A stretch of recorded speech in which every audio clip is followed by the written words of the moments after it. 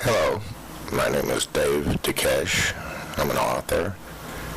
I welcome you to enjoy my novel, You Never Know What's at the Top of the Stairs. It builds upon my earlier work of using correlative objectivism and treating normal mundane facts in terms of order and mood to elicit a subjective emotive response. I cast the dark and literary light upon a little-known but emerging hypothesis that plants and all living things may have sentiency. Rupert Sheldrake's important work on the new science of life sets the stage for You Never Know.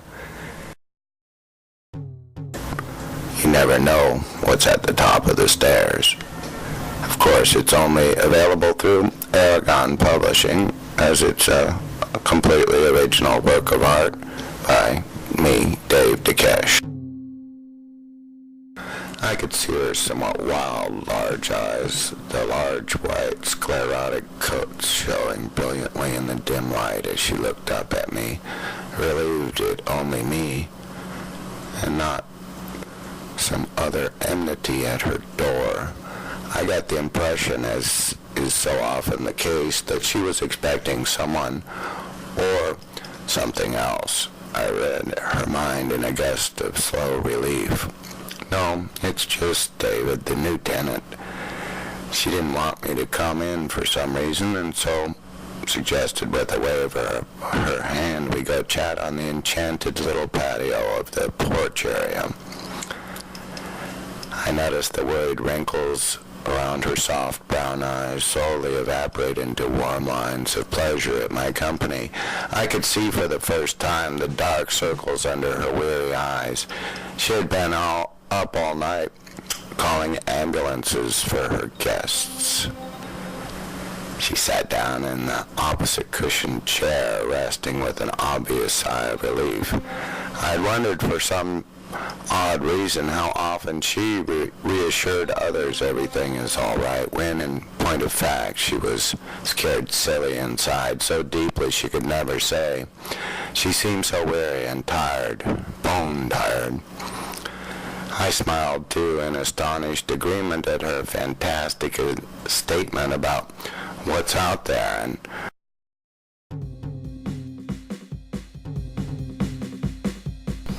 I hope you do enjoy this slender tome of edification. You never know what's at the top of the stairs. Of course, it's only available through Aragon Publishing, as it's a completely original work of art by me, Dave Dukesh. Order yours now. That way you too can enjoy the life of plants.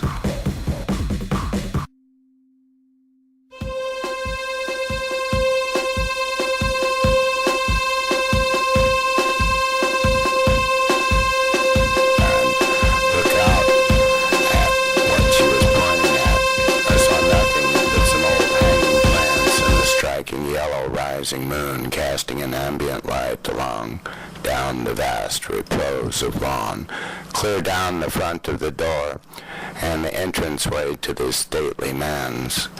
She said, almost irritated, "No, those." I looked higher and I smiled again amenably as I felt her warm gushing aura bathe me in her white protective light. I said, "What? The hanging plants?" She nodded knowingly, a growing grin sweeping on her countenance in the most pure of obvious childlike pleasures. "You may notice all the dirt in front is swept clean, but these are my babies. I simply could not get rid of them." I leaned in closer and studied the curious vine-like plants, some obviously common houseplant variety. She read my eyes and said, "No, these are special plants. They are my sentries. They guard the front of the house. Can't you see it?"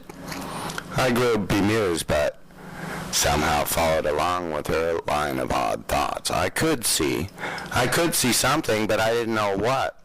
Then she added, "I could not move them, you see. They see all. They watch out for me and all my tenants when I'm inside. Can you see the sentries?" I nodded, as I really could see. I could simply not move them, you see, to the side, for example, as then the front would be unprotected.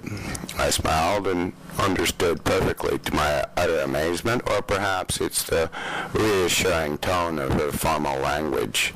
I felt a certain hypnotic languor creeping over me from her mere intonation and pauses, like the influence of a mild drug, a sip of calming absinthe, perhaps, although I have never tried it. What foolish thoughts, I began thinking to myself, as I now realized with a certain creepy unease. She is right. However, I felt there is something out there as I gazed up at the plants of a most common and innocuous variety. I looked down in astonishment on the table and noticed a rich purple, unmistakably spiny bulb placed neatly on the table. I recoiled in horror as I realized in a flash they were, in fact, Jimsonweed bulbs, loaded with those slender but deadly seeds, chock full of hallucinogen and poison. Ancient Egyptian queens used small potions of the ground powder to dilate their eyes, to make them more hypnotic, more appealing and beautiful. To my further astonishment, there next to the bulbs rested a stone mortar and shallow pedestal right there, right beside them. Could it perhaps even be used to grind the craven brown red seed into poisonous, powerfully intoxicating white powder? I thought, what would Mary, the sweetly innocuous landlady, be doing with this deadly poison? I thought, how could she know? Why was she apparently grinding the bulbs to powder? I asked her, do you know what these are? She said rather too innocently, oh no, I just like them. Then she added hastily, as though I had accused her of something, they grow wild, you know. I said, yeah, I know. And I looked down at the manicured courtyard suspiciously, knowing they couldn't be here by happenstance. I believed her, though. I added blandly for information only that they're Jimsonweed. I told her suddenly I don't really know for sure.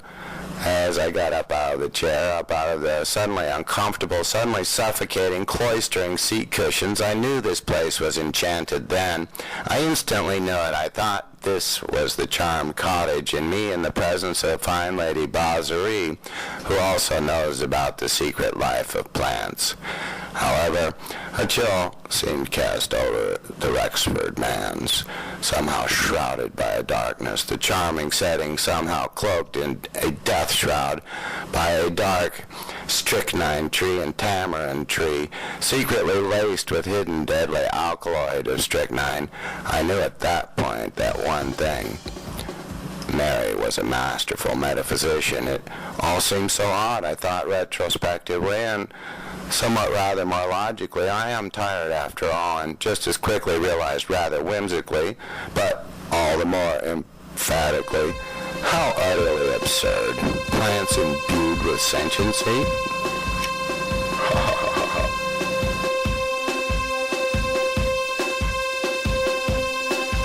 I hope you do enjoy this slender tome of edification. You never know what's at the top of the stairs. Of course, it's only available through Aragon Publishing. I hope you do enjoy it.